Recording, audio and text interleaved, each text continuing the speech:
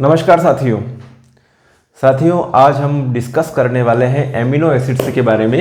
Amino अम्ल के बारे में आज डिस्कस करने वाले हैं। आप अगर सिस्टमेटिक वीडियो देख रहे हो तो आपको पता होगा कि इससे पहले हमने पढ़ लिया है कार्बोहाइड्रेट के topics, glucose, fructose, maltose, sucrose, और हमने डीएनए की स्ट्रक्चर को भी बहुत अच्छी तरह से समझ लिया है।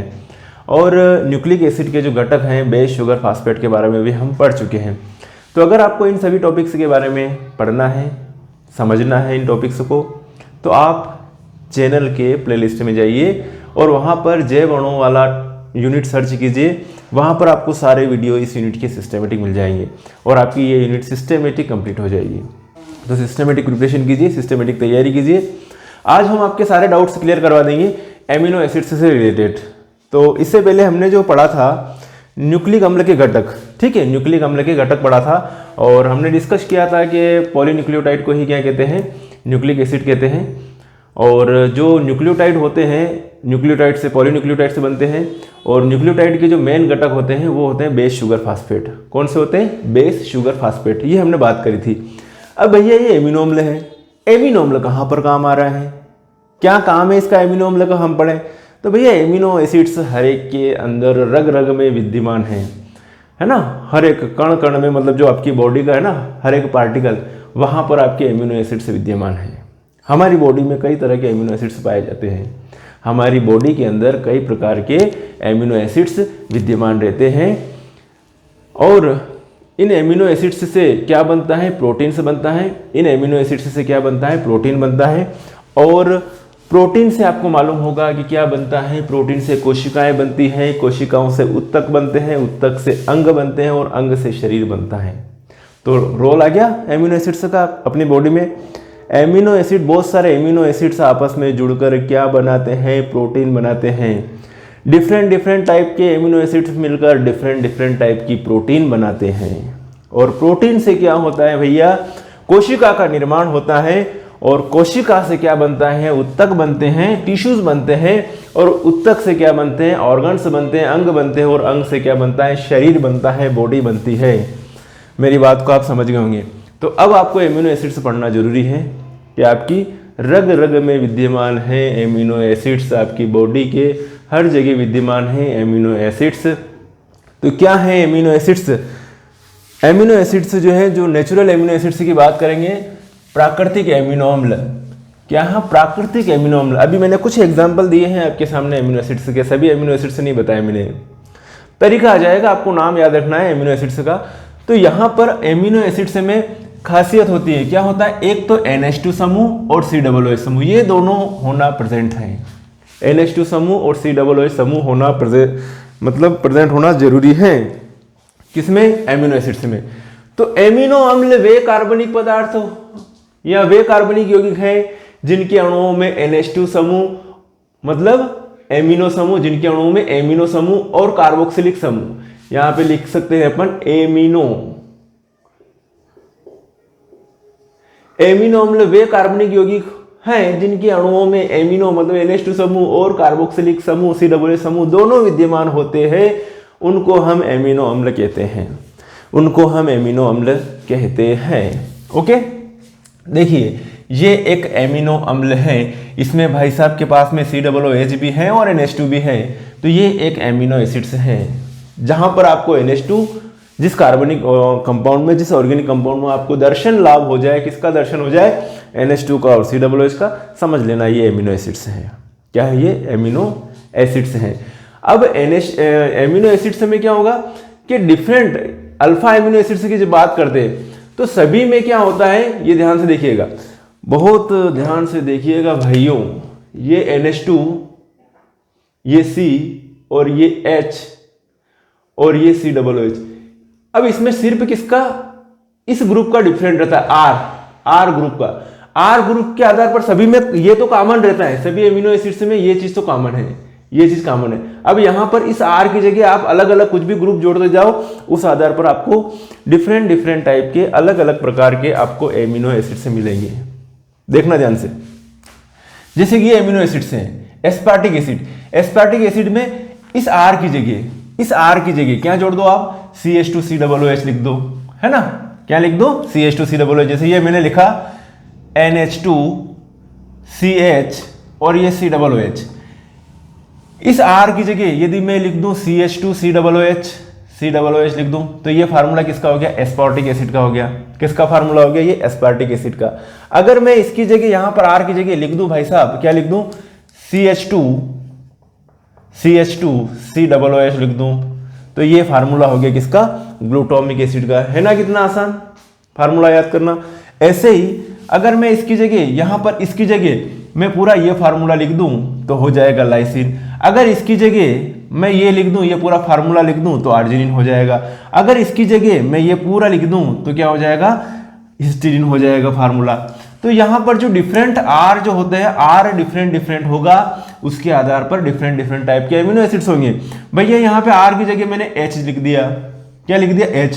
जल्दी से बताइए ये कौन सा एमिनो एसिड है, ये भैया ग्लाइसिन है। कौन सा है, ग्लाइसिन है।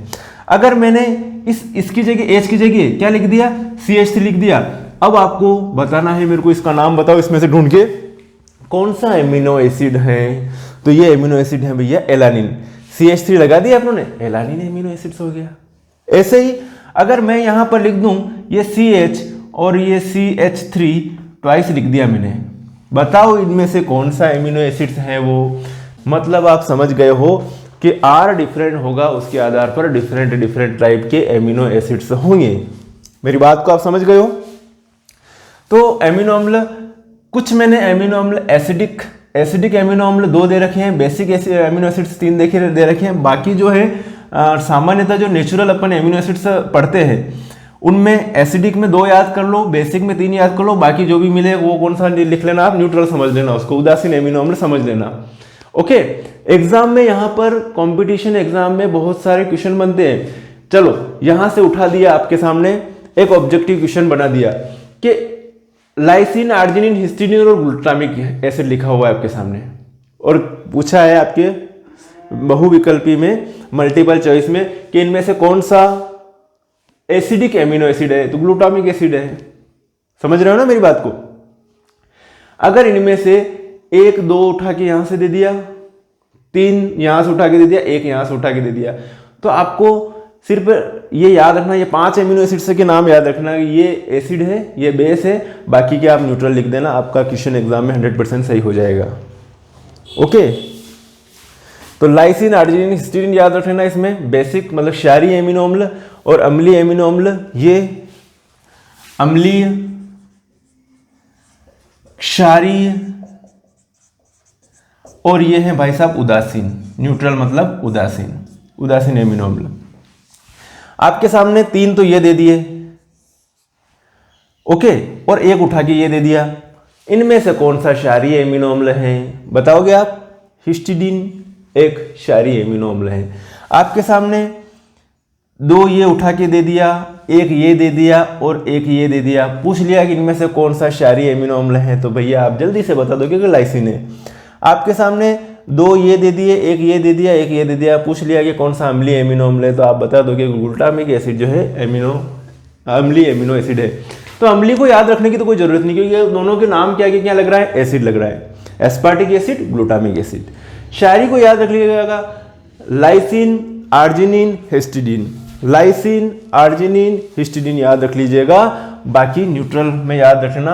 आपका ऑब्जेक्टिव अगर किसी भी कंपटीशन एग्जाम में आएगा क्वेश्चन, यहां से कंप्लीट है। ओके, अब बात करते हैं एमिनो अम्ल। एमिनो अम्ल वे कार्बनिक यौगिक है जिनके अणु में NH2 आपको चाहिए ही चाहिए और COOH आपको चाहिए, दोनों है तो उसको एमिनो एसिड कह देना। अब क्लासिफिकेशन, वर्गीकरण की बात करते हैं अपन। किसकी बात करें? वर्गीकरण की।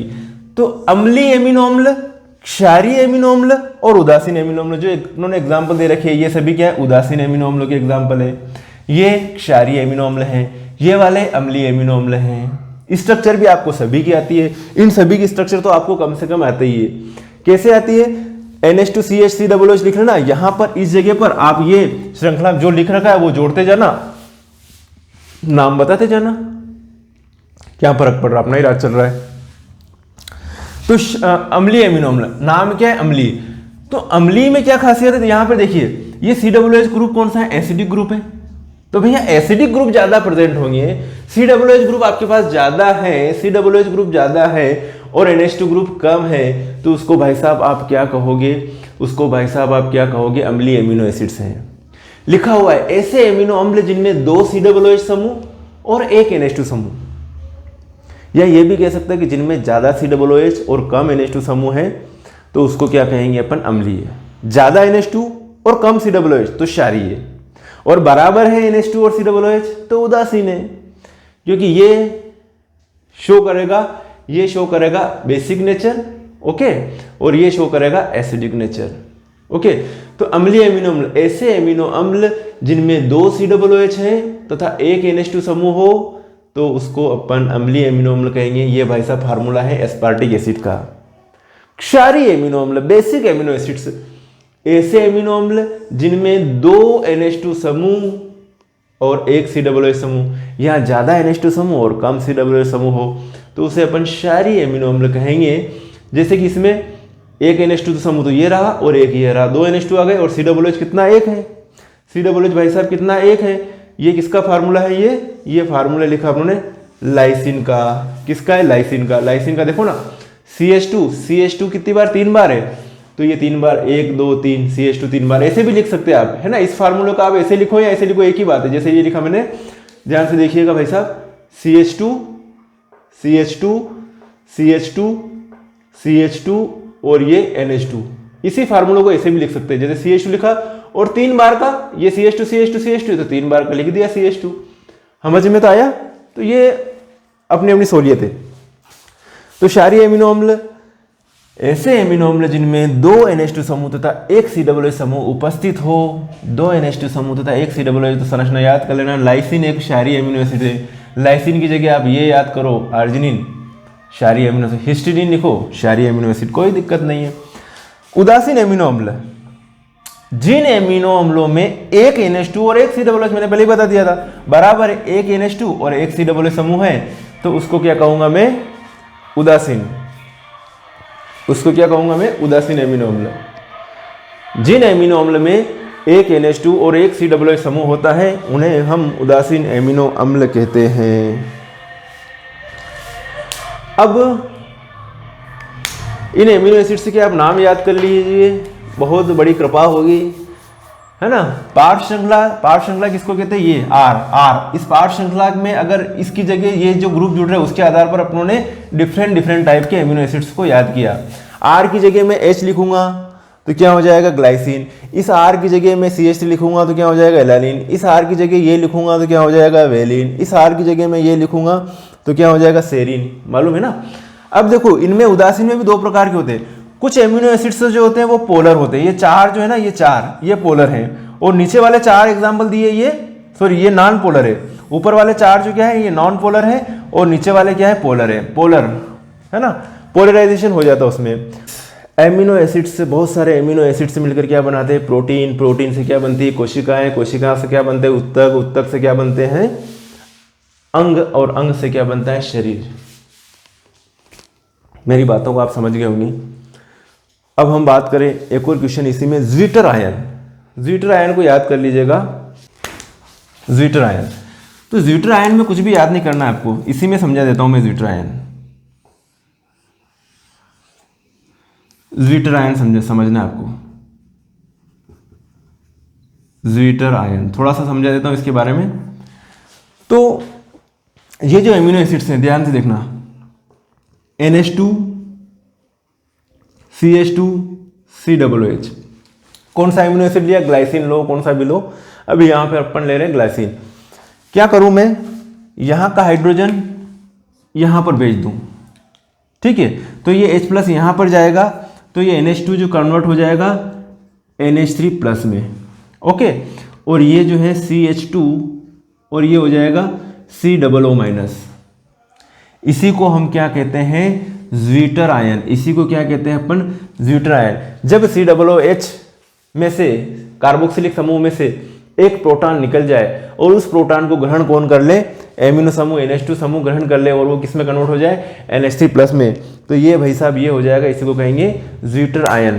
तो एमिनो अम्ल में दोनों समूह होते हैं, कौन कौन से, एक तो COOH और NH2। एमिनो अम्ल में दोनों समूह होते हैं, एक तो COOH और एक होता है NH2 समूह विद्यमान रहता है। जली विलयन में COOH समूह का, इसको जली विलयन में डालेंगे तो जली विलयन में COOH समूह का H+ निकलकर NH2 पर जाकर बैठ जाता है। ओके, जली विलयन में COOH समूह से एक प्रोटॉन मतलब H+ निकलने पर COO- आयन बनता है। जली विलयन में COOH में से एक प्रोटॉन या H+ निकलने पर क्या बनता है, COO- आयन बनता है। जबकि NH2 समूह जो हाइड्रोजन जो निकलेगा, H+ जो निकलेगा, जो प्रोटॉन जो निकलेगा, उसको ग्रहण करने पर, है ना, उनको ग्रहण करने पर NH3+ आयन बनाता है। तो ये क्या बन जाएगा, एक तरह से द्विध्रुव आयन। क्या बन जाएगा, द्विध्रुव आयन बन जाएगा। द्विध्रुव आयन होते हैं इसलिए इन्हें क्या कहते हैं हम, ज्विटर आयन कहते हैं। इन्हें क्या कहते हैं हम, ज्विटर आयन कहते हैं। ज्विटर आयन डेफिनेशन याद होगी आपको। एमिनो अम्ल में एक बार और पढ़ लेता हूं। एमिनो अम्ल में NH2 और COOH दोनों समूह विद्यमान होते हैं। जली विलयन में COOH समूह से एक प्रोटॉन निकलने पर, जली विलयन में COOH समूह में से एक प्रोटॉन मतलब H+ निकलने पर COO- आयन में बदल जाता है। इसी प्रकार जली विलयन में NH2 एक प्रोटॉन ग्रहण करके NH3+ आयन में बदल जाता है। ओके, अर्थात ये कितने pH, इस कंडीशन में pH कितना होता है, 7 pH। 7 pH पर कौन सी कंडीशन होती है, द्विध्रुव आयन की कंडीशन होती है। पॉजिटिव नेगेटिव दोनों चार्जेस विद्यमान है, द्विध्रुव आयन होते हैं। और द्विध्रुव आयन ही, इसी को क्या कहते हैं अपन, ज्विटर आयन कहते हैं। इसी को हम क्या कहेंगे, ज्विटर आयन कहते हैं। और ये जो है जली विलयन में कन्वर्ट हो गया किसमें, आयंस में। ठीक है साथियों, एक चीज और है इसमें एमिनो एसिड्स में, जो एमिनो एसिड्स दिए हैं इनमें अपन जो बात करेंगे कि ये जो है एस्पार्टिक एसिड को 3 वर्ड में कैसे शो करते हैं, तो ASP से, ऐसे ग्लूटामिक एसिड को GLU से, लाइसिन को LYS से, आर्जिनिन को ARG से, हिस्टिडीन को HIS से, ग्लाइसिन को GLY से, एलानिन को ALA से, वेलिन को VAL से, ल्यूसिन को LEU से, सेरिन को ACR से, सिस्टीन को CYS से। अब आगे याद रखना, अपनों ने यहाँ पे शो कर दिया ASP से। अब ये ASP नहीं है, एस्पारेजिन और एस्पार्टिक अलग अलग है। तो एस्पारेजिन को ASN से रिप्रेजेंट करेंगे। ये यहाँ पे ग्लूटामिक ले दिया तो यहाँ पे ग्लूटेमाइन है, ग्लूटेमाइन है ना, ग्लूटामिक और ग्लूटेमाइन अलग है। तो ग्लूटेमाइन को GLN से रिप्रेजेंट करेंगे। यहाँ तक क्लियर है। एक और चीज है, जैसे कि इसको जो है अपन रिप्रेजेंट करते हैं अपन यहाँ पे, इसको एस्पार्टिक एसिड को एक अक्षर से रिप्रेजेंट कैसे करते हैं, तो ये भी बहुत इंपॉर्टेंट बात है। एक अक्षर मतलब इसको D से रिप्रेजेंट करेंगे, ध्यान रखना, D से, इसको E से रिप्रेजेंट करेंगे। इसको हम रिप्रेजेंट करेंगे लाइसिन को K से, अर्जिनिन को R से, हिस्टिडीन को H से। ओके, और इनमें ग्लाइसिन को G, एलानिन को A, वेलिन को V, ल्यूसिन को L, सेरिन को S, सिस्टीन को C और एस्पारेजिन को N से। देखो इसमें जो पहला वर्ड है उससे तो शो कर रहा है, वो तो कोई दिक्कत नहीं है, लेकिन जो पहले वर्ड से शो नहीं कर रहा है, एक तो ये पहले वर्ड से शो नहीं कर रहा है, D से शो कर रहा है, इसको E से शो कर रहे हैं अपन, इसको हम K से शो कर रहे हैं, इसको हम R से शो कर रहे हैं।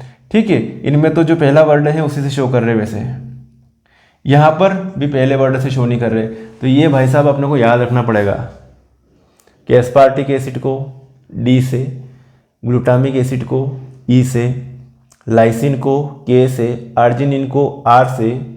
ओके, और वापस इनमें तो कोई दिक्कत नहीं है, इनमें वापस ध्यान रखना कि इसको भाई साहब एस्पार्जिन को कैपिटल N, ग्लूटामाइन को Q, ये कौन सी बला।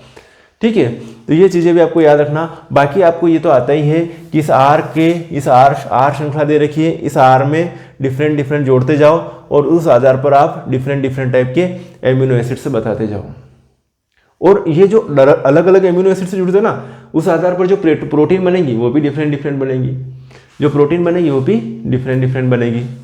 ठीक है, अम्लीय क्षारीय उदासीन एमिनो अम्ल। तो ये हो गया एमिनो एसिड का टॉपिक कंप्लीट। ओके, रेगुलर बने रहिए और रिवीजन कीजिए, रिवीजन मस्ट है ना। ठीक है साथियों, मिलेंगे फिर नेक्स्ट वीडियो में, तब तक के लिए बाय और thank you so much for watching.